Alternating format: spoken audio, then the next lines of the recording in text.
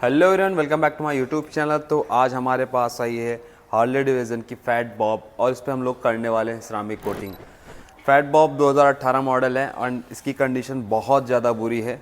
पूरी मतलब इंजन वगैरह में हर एक जगह पे डिटेलिंग की नीड है और हम आपको दिखाएंगे कि सन 2018 मॉडल की गाड़ी को हम फिर से ब्रांड न्यू जैसा सिरामिक कोटिंग की मदद से कैसे कर सकते हैं।